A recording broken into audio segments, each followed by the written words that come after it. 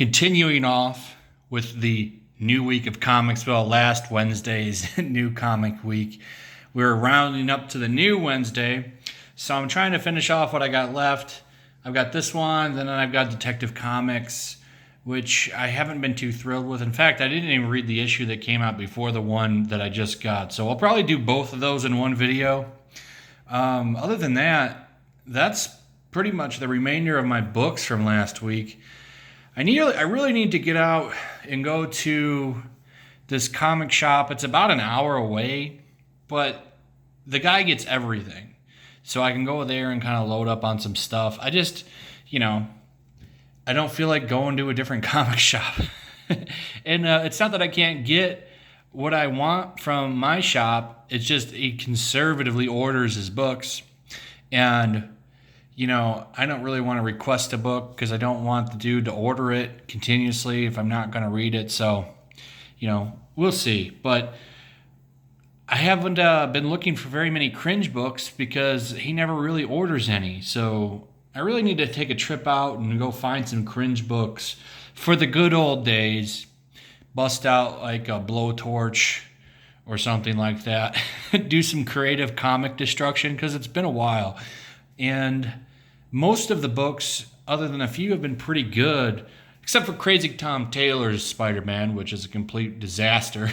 I don't know if you watched my last one, but Tom likes to take real-world things and mix them into his books, like, online trolling and such like that. And I kind of think, so in the last issue, it was crowdfunding that's the problem. And it looked like it was a human crowdfunder or something at the end of the issue, which I firmly believe is him getting mad about Comicsgate. That would be my guess if I had to do an educated guess of my degree in Tom Taylorism, because I feel like I've read enough of the guy's books that I really kind of see his madness, and the guy clearly is kind of off a hook. The only good book I've ever, and I didn't read Injustice, so I can't really comment on Injustice, but I hear he actually did a good job on that book. And I think the reason for that being that he was writing a authoritarian Superman. And it makes sense if you look at it through that angle. That's an easy story for Tom Taylor to write. And then you also have Deceased. Now, I got a little bit of knowledge from somebody that has a little bit of work at DC and told me that that's not his plot and someone is micromanaging that book.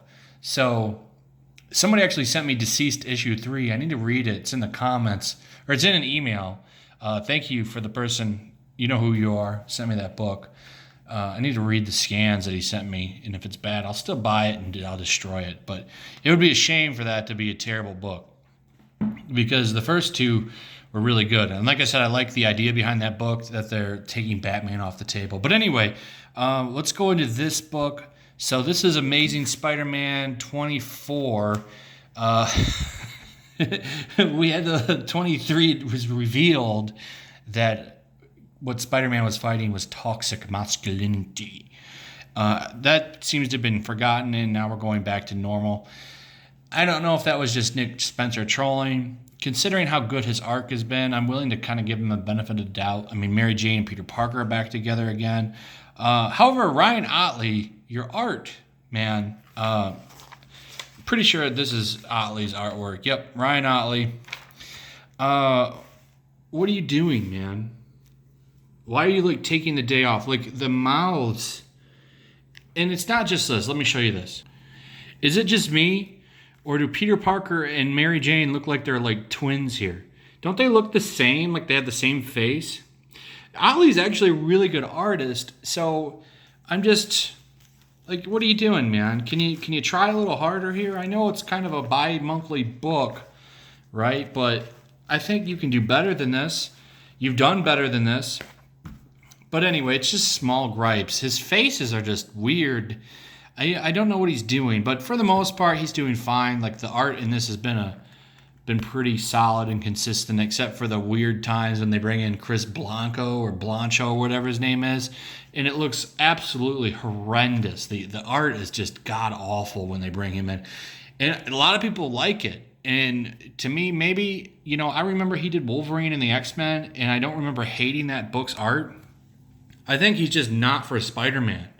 He's not good on this book. That's just my opinion. But this is like a kind of a one-shot. I think, spoilers, they killed Mysterio. I'm not sure. It could be a vision. So it shows this therapist dude talking to Mysterio, and Mysterio's talking about the time he died. I didn't even know he died. Apparently he got killed in a Daredevil run. I'm not sure. And let's take a side cap here to talk about future canceled comics, Valkyrie.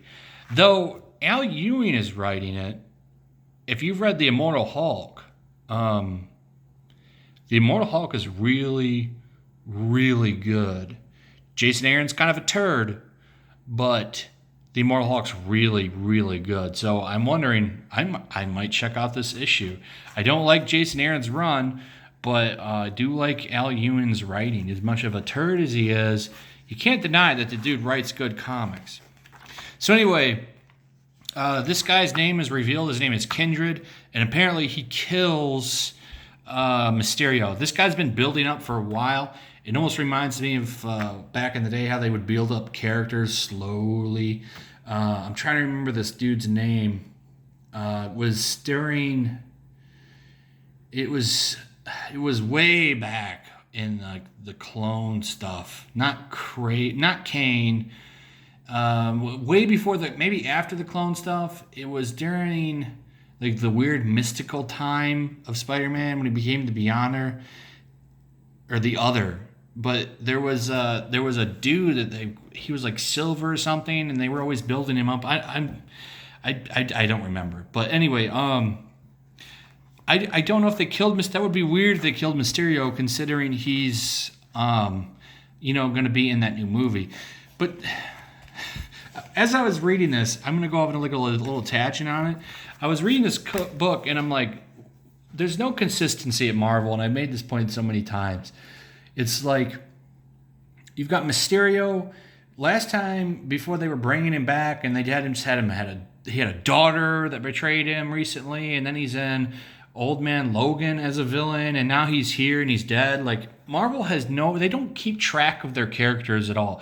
You think they would have somebody saying, well, he was just in here in this book and this happened, and then he was over here in this book, so this kind of contradicts that. It's like, nope, no one's doing any of that. You think that would be an easy thing to do at Marvel. But Mysterio went to the Ultimate Universe and then got put in prison there because he knew the identity of Spider-Man as Peter Parker or something. Did that get written out of continuity or something? I don't know. Then they bring him back, and now he apparently died. Does that mean he lost the memory of the knowledge he had that Peter Parker was Spider-Man? I'm so confused. I feel like, no one keeps track of any of this stuff. I don't know. But for the most part, this has been a pretty solid run. Other than the weird stuff that Nick pulled in the last issue. We'll see if he can keep it going. I don't know. They're so inconsistent over at Marvel. But, it is what it is. That's why sales are going into the toilet and no one really cares. Because apparently, I don't even think Marvel cares about a lot of things anymore. I don't know. Because none of those guys look like they have fun.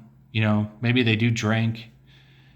Tom Brevoort apparently doesn't do anything all day because he just lost another. Richard did a video on it where he was talking about how somebody quit because the plot was similar to another plot. And it's like, that's exactly why Jim Starlin left Marvel back in the day. So, I don't know. Tom Brevoort is a huge problem at Marvel. Him and Alana Smith are the two worst people under Sana Anumet that are just kind of running Marvel into the ground. But anyway, I'm sure there'll be another Spider-Man book this Wednesday because they like to put 30,000 issues of Spider-Man out a month. So I'll probably be reviewing that, and that'll probably be it. Other than, other videos. I don't know. And now at this point, I'm just trying to get to 10 minutes because I'm actually close to it. So anyway, thanks for watching, guys. Throw a like up, share, subscribe, all that good stuff. And that's it. I'll see you tomorrow with that Batman review.